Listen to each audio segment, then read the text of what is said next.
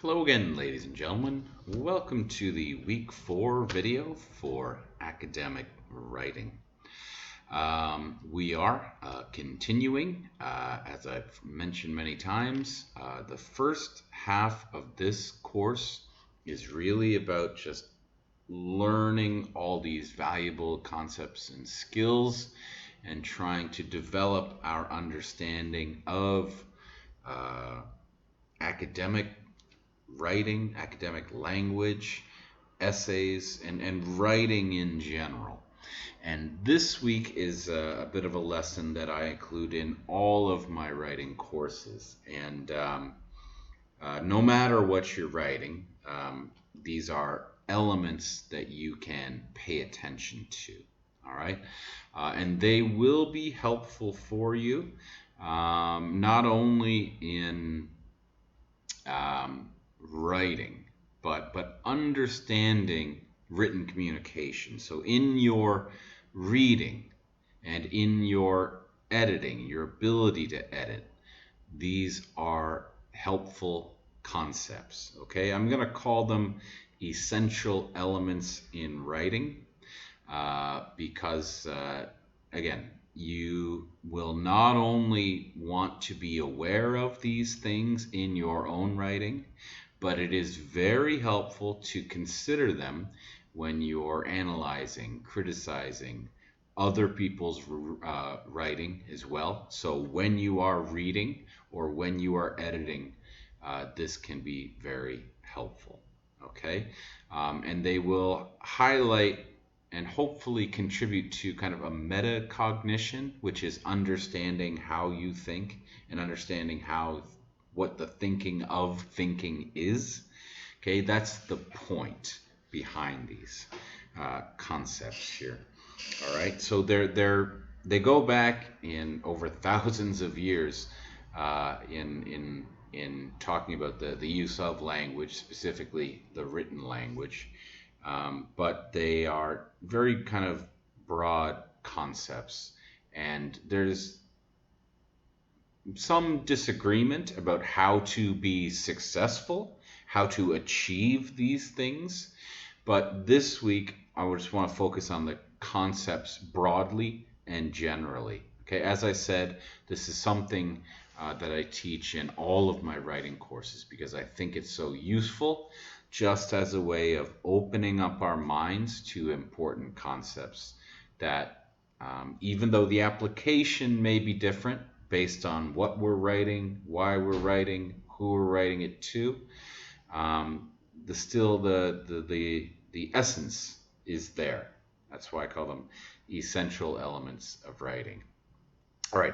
Also, just be warned, this discussion kind of I'm going to begin by talking about basically the unit of writing, which is the paragraph. All right. When we talk about building blocks in writing, of course, we're going to start. You could start with the alphabet, A, B, C, D, or whatever characters exist in your alphabet. And then those characters come together to form words which have meaning behind them. They have content behind them. Those words form phrases. Those phrases form clauses. Those clauses form sentences. Those sentences form paragraphs. Those paragraphs can form essays. They can form sections. They can form stories, whatever, you name it. Okay? But really, I think one of the best places to start in general, we're talking about writing, is with a paragraph, because that's where structure really becomes important. So we've already talked about essay structure, so I hope you already have a basic understanding of paragraph structure, but that's kind of where this conversation today and the essential elements really begins. All right, so we're going to talk about 4 essential elements. Topic sentences, unity, development, and coherence.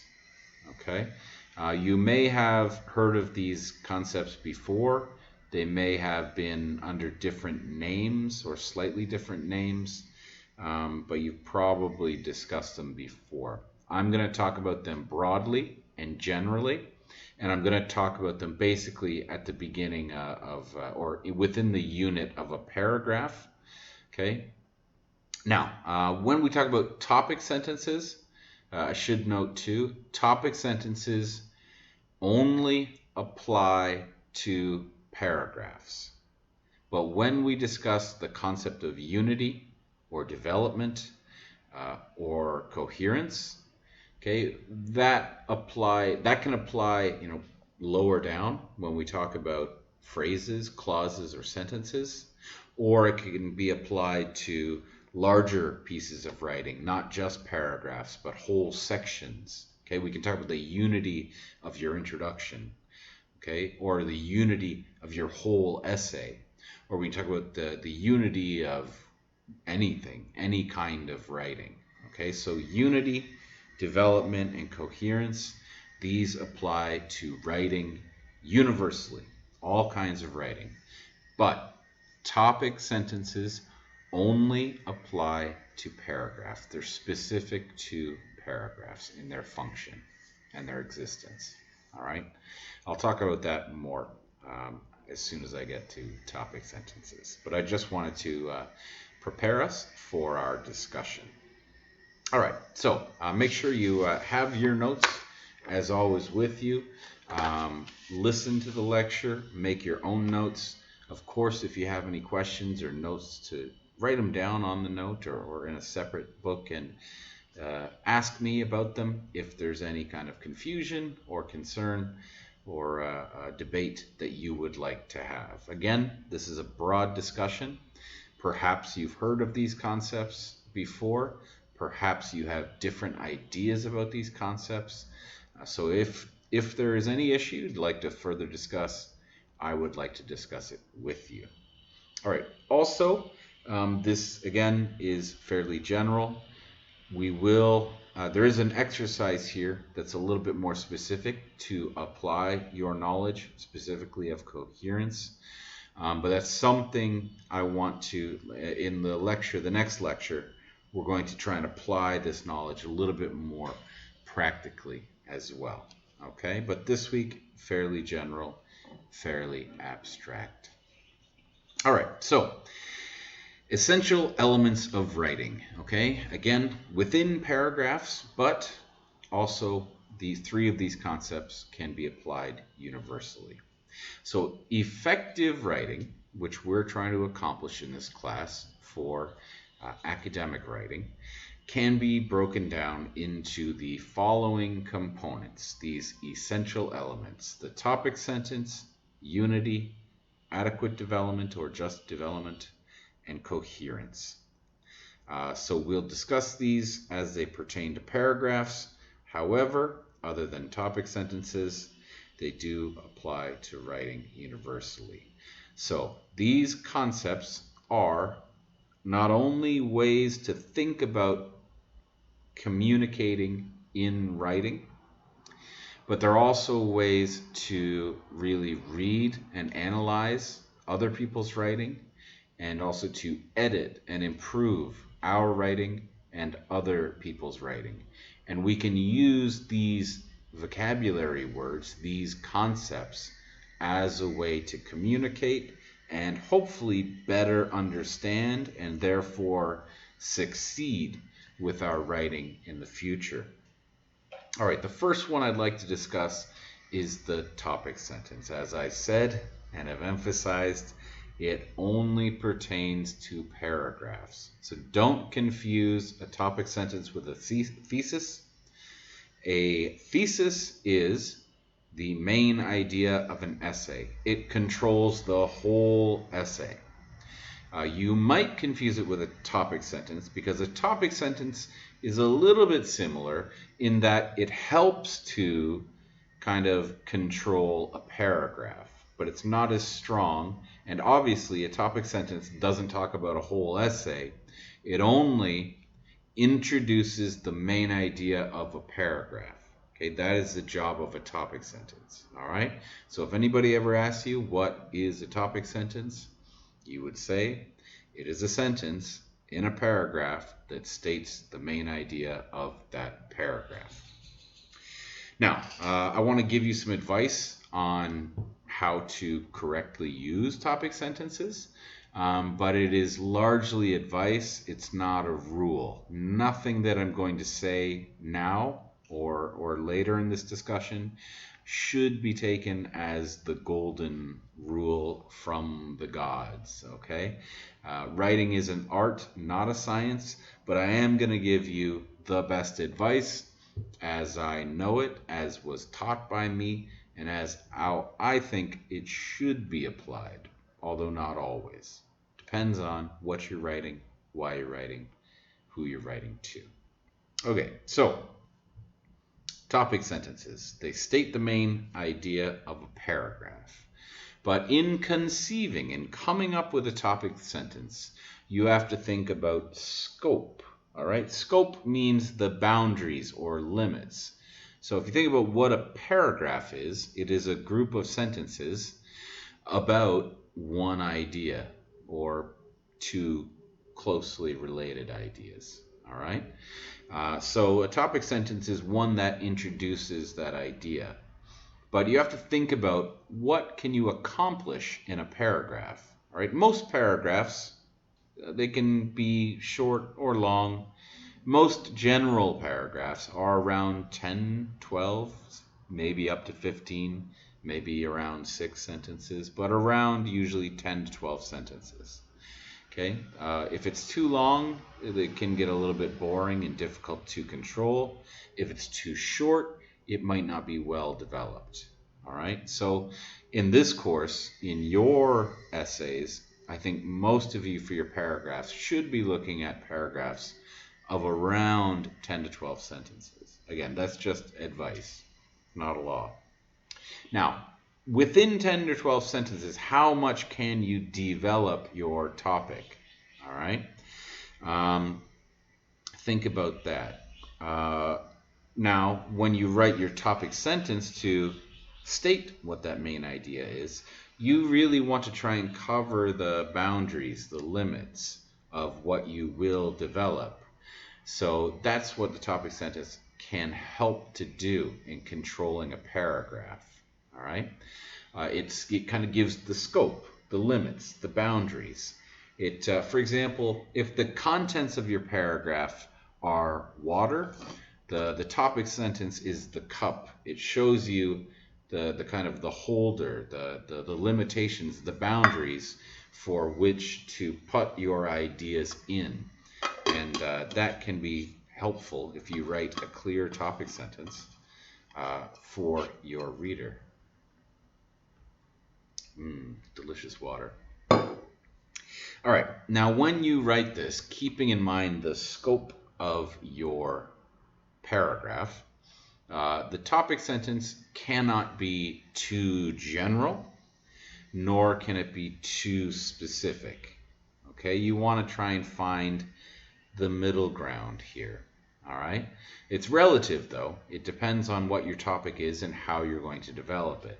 But let me give you a basic example. If I asked you to write a very simple paragraph about me, all right, or if I chose to write a paragraph introducing myself, very simple, straightforward writing exercise.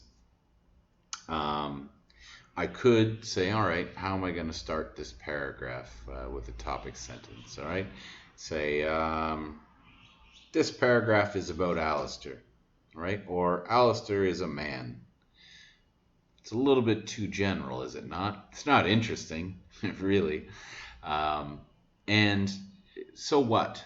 Okay, Alistair is a man. It's a bit too general. What are we going to develop about this paragraph? All right. So maybe I choose, okay, maybe yes, I get advice from my editor who says that's too general. Change your topic sentence. Okay, I'll come up with a new one. And I say, okay, Alistair is 186 centimeters tall. Okay, that's a fact.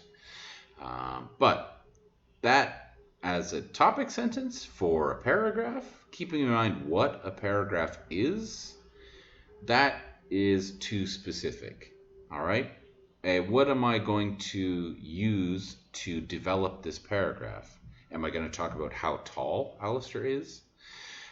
Because I've given a very straightforward and accurate number. Alistair is 186 centimeters tall. Right? That's it. That's all the information. That's as far as you can go in that direction on Alistair and height. So that would be too specific. All right. And it really doesn't do a good job of introducing who I am if you are going to write a paragraph introducing who I am. So something maybe better would be to cover, maybe you've talked to me and you've learned a lot about me and you're going to write this paragraph now. So there's some things you want to discuss in the paragraph. A better topic sentence that is not too general, not too specific, and kind of provides the boundaries or scopes for developing the paragraph might be, Alistair is a Canadian English teacher who lives in Chunju and works at Chambuk National University. All right, so now you can talk about me, Alistair, the man. You talk about where I'm from, my background. Talk about where I live, and you can talk about what I do. All right, it introduces all of those aspects and kind of really paints the picture for the broader topic, which is Alistair. Okay, kind of gives you a kind of a greater portrait of the person, of the topic. So a good topic sentence, its purpose is to state the main idea. So think about like just introducing broadly the portrait. Now, when I say it shouldn't be too general nor too specific, oftentimes, and remember this is relative, the topic sentence in relation to the other developing sentences is the most general. Because when I say Alistair is a Canadian English teacher who lives in Chunju and works at Chambuk National University, right? I have to give more details about, okay, what can I say about Canada? What can I say about Chunju? What can I say about the job to develop the paragraph? Those sentences that develop it are going to be, by their nature, more specific than the general topic sentence. So don't be too general and say, Alistair's a man. Okay, and don't be too specific. You want to be in between. And your topic sentence purpose is to state the main idea and really provide the boundaries that you will develop when you write the paragraph fully. All right, some other good piece of advice. You should never use phrases like, I'm going to write about, this paragraph is about, okay, etc. So this paragraph is about Alistair Calder. Avoid those phrases, okay? Maybe you've seen them written before. There are some exceptions where you might see that and it is acceptable, but in general, avoid those phrases. Why? Because they are what we would call an empty phrase. An empty means it is empty of meaning. It has no meaning. This paragraph is about. Okay, that's just stating something. Get rid of those useless words. Get to the point. All right? That's not helpful. By reading the paragraph, we will know what it is about. You do not need to state that. All right? This is perhaps a good place to recognize one of the differences between spoken English and written English. A lot of our any spoken language, really, not just English, but spoken language is more kind of performative. We have to account for human relationships. And if we speak directly, it can be rude or impolite or just not cool sometimes, okay? So we have to consider the mood a little bit more. But when we're writing academic essays and most of our school writings, we just want to get to the point, all right? So we can be more direct. And you can be more direct by avoiding these empty phrases like I'm going to talk about, let me introduce, yada, yada, yada. All right, so not a rule. There are exceptions. However, for the writing you'll be doing in this course, generally you want to avoid that phrase. Okay, when it comes to location of a topic sentence, there are no strict rules. It can appear at the beginning of a paragraph. It can become slightly after the beginning. It can come in the middle. It can come at the end. Okay, whatever is most effective, that's where it should be. However, as a general rule to follow, especially for the type of writing that we will be doing, I highly recommend that you put your topic sentence at or near the beginning of a paragraph. Okay? That is because it is, if it's the first sentence or one of the first sentences, it adds to the understandability of what you're saying. Okay? It can be very helpful in that way. We don't want to make the topic or the contents of our paragraphs a mystery, especially in academic writing. We want to communicate clearly. So think about it this way, in terms of just how you introduce something, right? If I were to give you as development, all right, water, peaches, garbage bags, cleaning soap, dish soap, suntan lotion, okay, random things, all right, that doesn't make sense to you. If I just give you those list of random items, they don't make sense. But if I were to, before that, write my grocery list, okay, when I go to eMart, that makes sense. And it only makes sense because I've given some sort of context to understand the list of items that you're giving me. Think about that if you're writing a paragraph. If you put the topic sentence at the end of the paragraph and you have all this development before it, it might be difficult to understand while you're reading it until you get to the end. And then even then, you might not have been able to follow the development closely and carefully, and you might not have understood it as well. So it's usually a good idea to put that topic sentence at or near the beginning, okay, just as a general rule. All right, so that's basically what a topic sentence is, and for some general rules about how to be successful with it. All right. We'll move on to the next one, which is unity.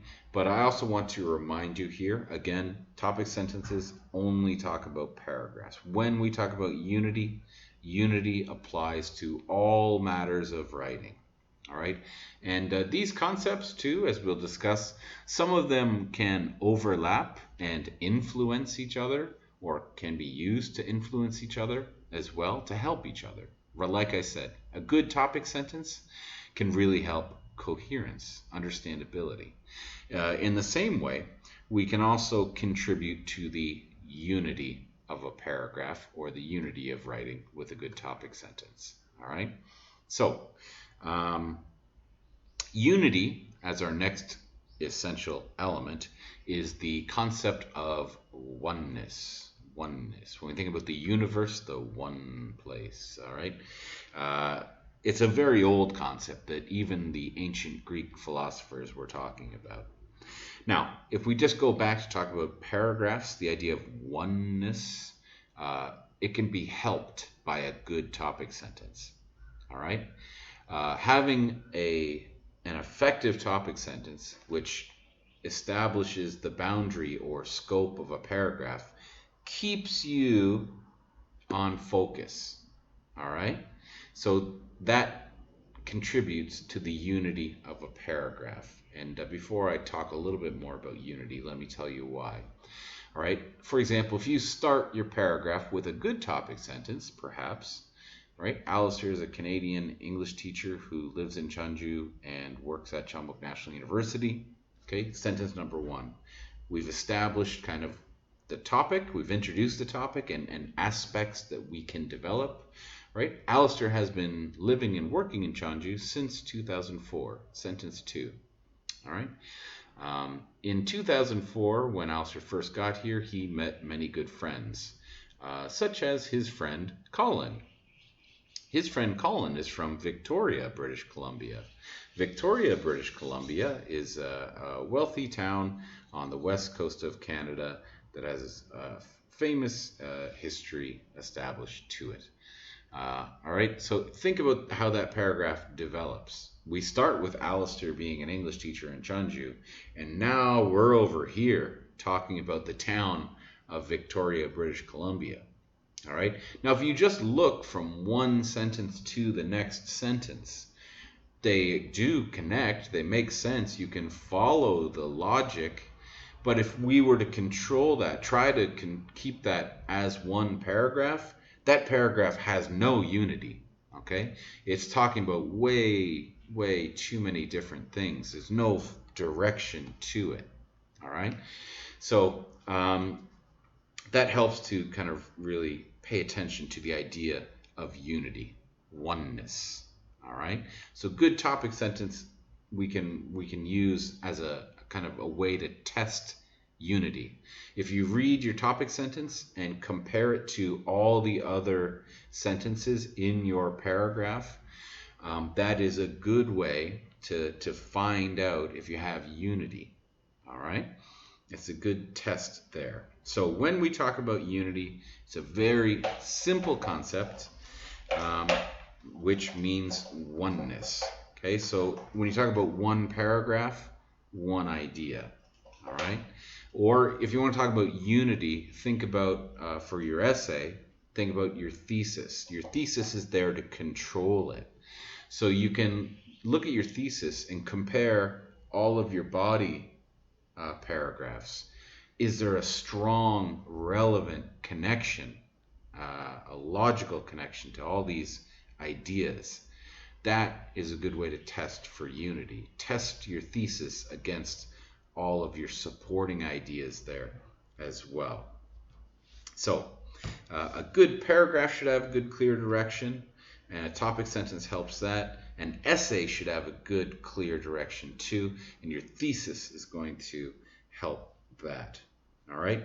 Also, in terms of unity, not only are we talking about logic and logical development, but we're also talking about mood or tone as well. If there is a shift in tone or mood, like over here, you're very critical about something, and in the same paragraph, you're critical, you're positive, right? If there's conflicting emotions or feelings or perspectives, it can be confusing. And that really, in terms of concept, that's a lack of unity. All right, so maybe if you shift your mood, or the mood shifts, or your tone shifts, you might want to separate your paragraphs in your essay. Okay, this one is for, this one is against. All right, that's possible if you're examining kind of two sides of something. All right, so keep that in mind too. Or in the overall essay, if your thesis doesn't allow the positive and the negative, you're going to have to change your thesis, or you're going to have to change the content. So remember the relationship between thesis and content. All right. Okay, so consider that as unity, oneness. All right. The next point to discuss is development. All right. So whether we're talking about a single paragraph or a whole essay or any kind of your writing, it's how we really give the gogi, the substance to something. All right. Like a topic sentence just provides the limits, the boundaries, the vehicle. The water is the content. All right. Just like in an essay, the thesis is an idea, but we need facts, we need statistics, we need explanations, we need quotes, something, some evidence, some substance to make it real and persuasive. Okay, whatever it is your research tells you. So adequate development deals with the ideational content of the writing. Make sure you know what it is you're writing when you choose your content. So if you're writing a personal essay, the content you can choose is probably going to be different. You can talk about your experiences, okay?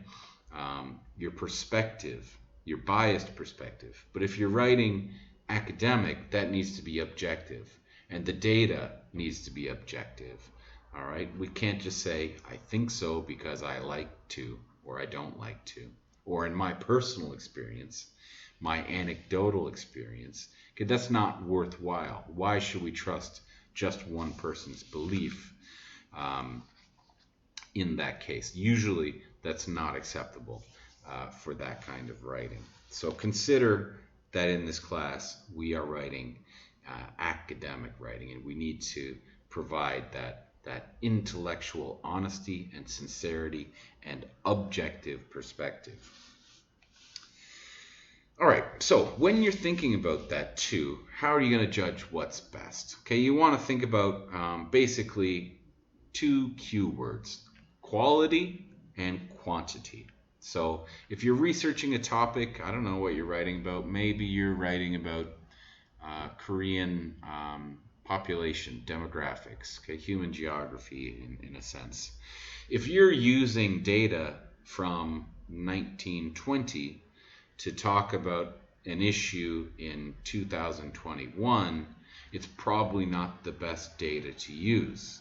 All right, like a housing report from 1905 is not helpful to talk about today's housing crisis, unless there is some kind of context there. But most likely you want the newest information, which paints a clearer picture of the present problem, if you're dealing with the present problem.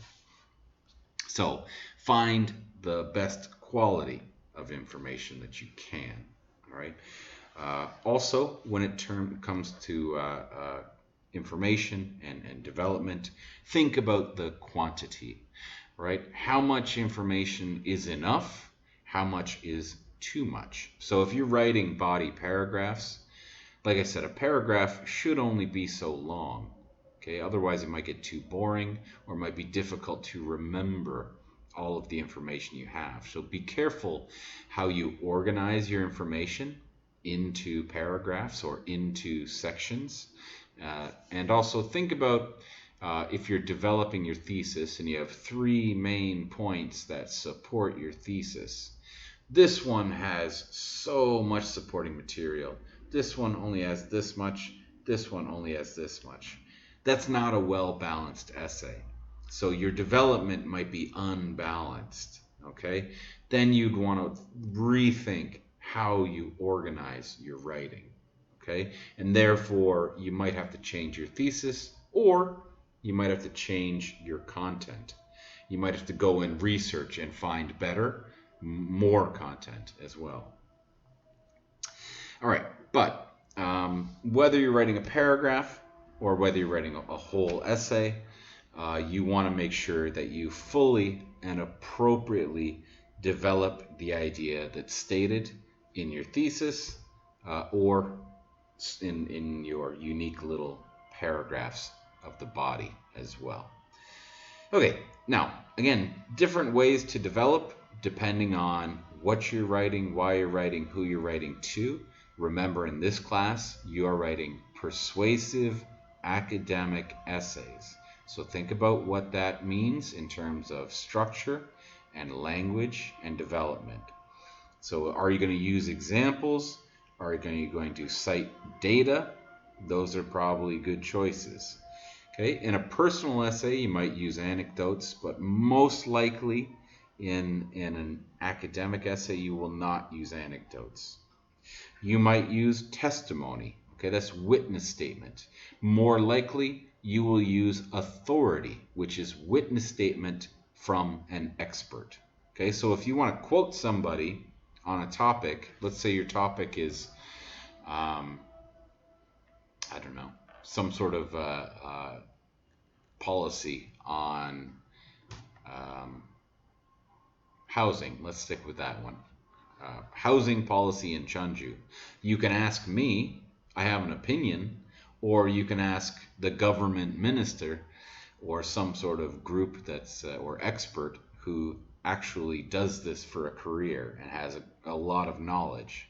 Okay, I might have a wonderful opinion, but what is going to be the best evidence? Me or the expert? Okay, most people are probably going to trust the expert, and they definitely should trust the expert there. All right, you may also have to define terms. You might need to compare and contrast or evaluate effects and consequences. You might even have to just describe things to develop your ideas. Of course, you'll have to analyze them critically, think about things, offer explanations, clear explanations, or even just a chronology, a timeline of events. First this happened, then this happened, next this happened, finally this happened. All right? All of these are different ways to develop your paragraphs or your essays, depending on what is the best information for your topic and what you're writing and what your thesis is. All right. The last thing I want to talk about, the fourth element of effective writing, is coherence. All right. Now, you may have heard or been taught another word called cohesion. They are used synonymously, having the same meaning by some people, especially maybe 10, 20, 30 years ago. You might see them used synonymously. Some textbooks might still have it that way. I like to make a difference between cohesion and coherence.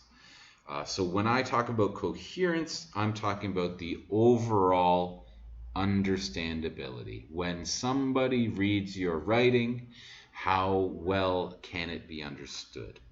And when I use the word cohesion, it's similar because it affects the understandability. It affects the coherence. But when I teach coherence and cohesion, I put coherence as the larger kind of concept or idea, and I put cohesion as a kind of more specific, practical idea or a collection of ideas. So I will talk about this later, probably, and I'll talk about techniques to create cohesion as specific, practical ways to help your information come together. All right? But today and throughout this course, when I talk about coherence, I'm talking about the overall understandability of your writing. Okay? So in this little video, I'm going to talk about in a kind of abstract terms, but hopefully give you a kind of practical kind of metaphor for understanding it. So this element, coherence or understandability, concerns the overall clarity, okay, how clearly you write and are understood, how well your ideas flow and transfer and communicate meaning to the reader. It is the product of many good habits. Okay, writing an effective topic sentence will improve your coherence. Being unified, having unity, will improve your coherence. And adequately developing your paragraphs or your writing will also help to give coherence. So coherence is the product of many aspects, all right? And when we talk about cohesion, using cohesive devices or techniques of cohesion, that helps to improve coherence also. But coherence is the overall understandability of your writing. So let's consider this in two simple ways, all right? With the metaphor of a bridge. Okay, what is a bridge?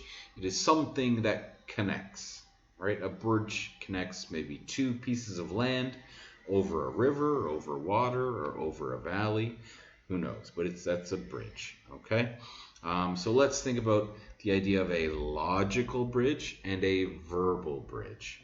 A logical bridge talks about thinking, how we think and organize our thinking, our ideas. A verbal bridge is how we actually communicate those ideas using words and grammar. All right? So, logical bridges can be created by ordering the ideas in a way that seem clear and natural to the reader.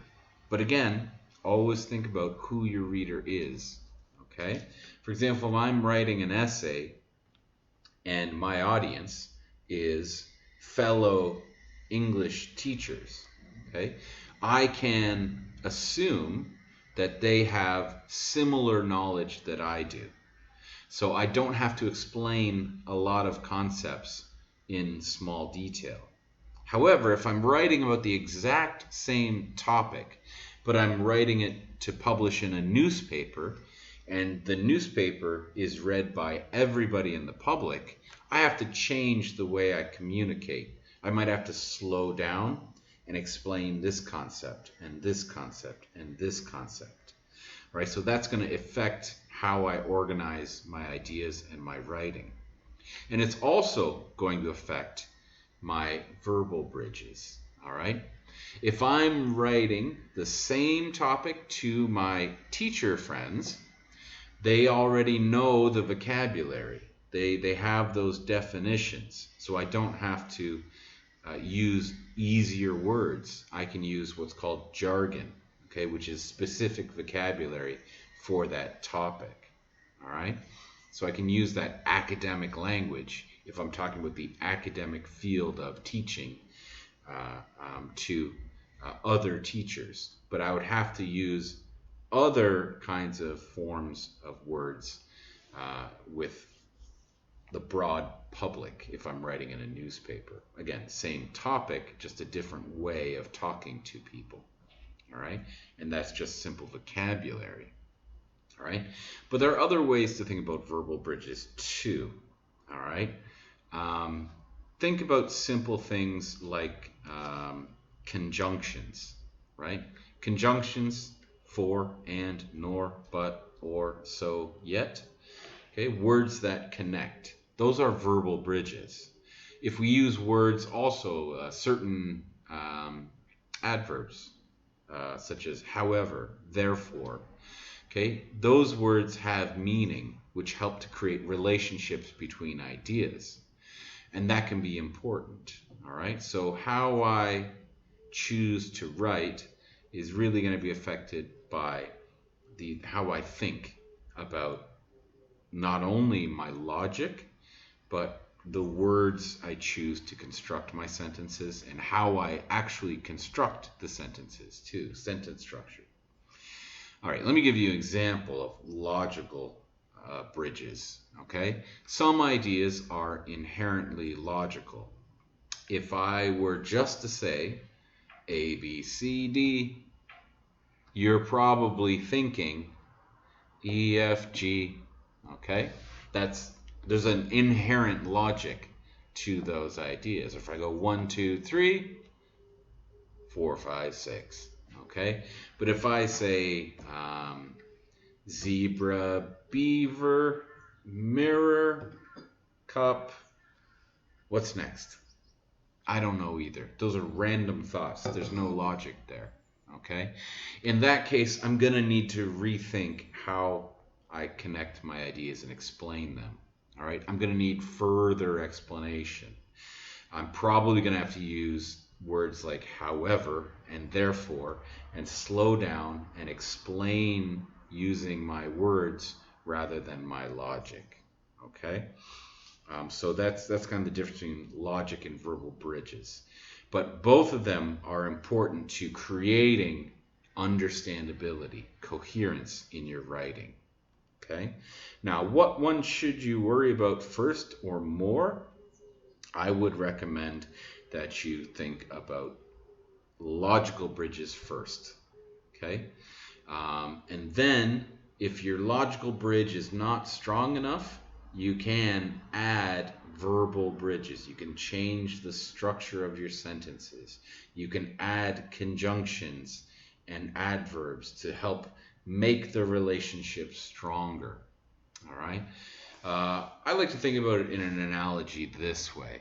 If you're building a house, right? If I am building a house, I have done a little construction work in my life before. I can hold a hammer and hit a nail.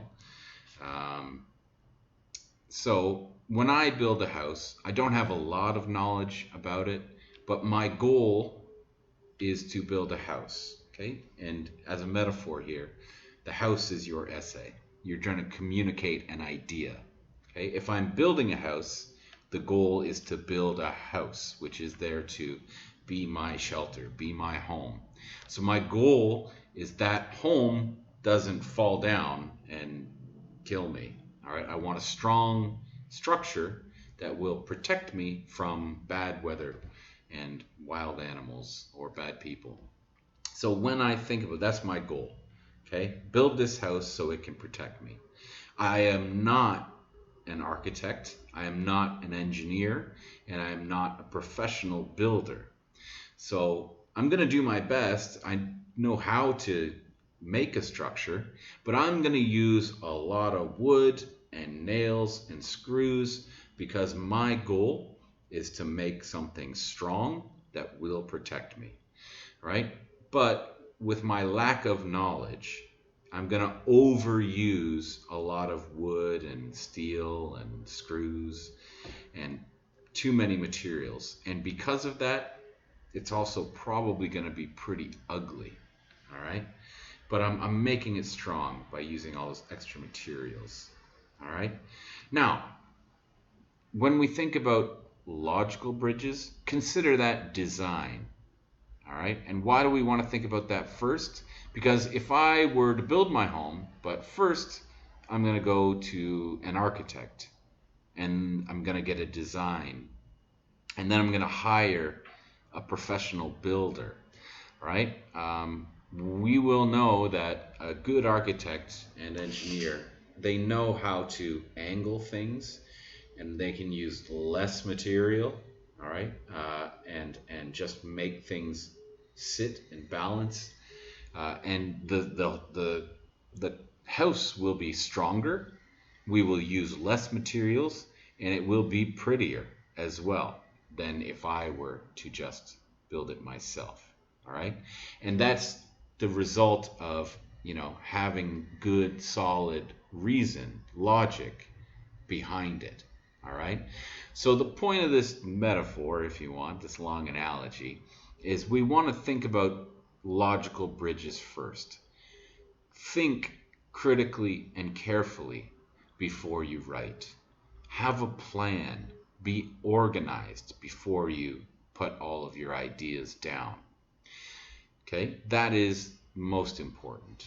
Now, I'm not saying don't use verbal bridges, because we need verbal bridges. You can't build a house without nails and screws. You can't write an essay without conjunctions and adverbs and other sentences and all that necessary grammar. But to be effective in communicating, we want it to be as clear as we can. We don't want extra material or material that goes off for no reason this way or that way. Okay, just because I'm a really bad builder. Okay, so put the logic first when you think about constructing your writing. Then add to it with the necessary verbal bridges, which make your ideas stronger, which communicate the ideas, that show the relationships better. All right, that will help to improve your understandability. But remember, overall, that coherence is the product of many things, which include good topic sentences, unity, development, and other smaller techniques like cohesion. All right, again, these are the 4 essential elements to consider. Just in general about writing, think about how they apply to this course and to your writing when you are writing a persuasive academic essay. Again, topic sentences only pertain to paragraphs, but unity, development, and coherence apply to writing in all forms. All right, as a bit of a practical exercise to think about coherence a little bit more clearly, I've given you another little exercise. All right, we're going to get into this and talk about how to achieve coherence and cohesion a little bit better in next week. But what I've done is given you an exercise. There are 1, 2, 3, 4, 5, 6, 7, 8, 9 sentences. These sentences are all from one paragraph as a whole. But what I've done is I've chopped up the paragraph, and all of these sentences are out of order. So what I want you to do is read carefully, and this might be a little bit difficult, but there's no reason to worry about it. Just do your best. And just consider, if you had to organize this paragraph, if you had to think logically and design this paragraph, right, with logical bridges in a certain way, how would you organize it? Okay. Which sentence is the first sentence, which is second, which is third, which is fourth? Okay. Do this first. The answer is right here at the next page in your notes. So don't go to the bottom. Stay here and try your best, just as a short little exercise, to see if you can get the right order.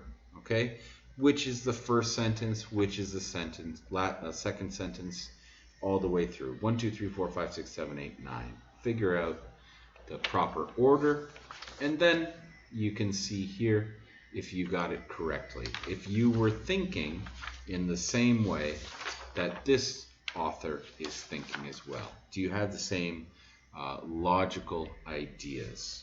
Okay, hopefully you can just open your minds to thinking about logic and organization, and therefore achieving understandability in your writing. All right, that's it for this week. I hope you find this helpful, not only in this academic writing course, but in reading and writing and editing of all kinds. It can have some benefit there. All right, thank you for listening.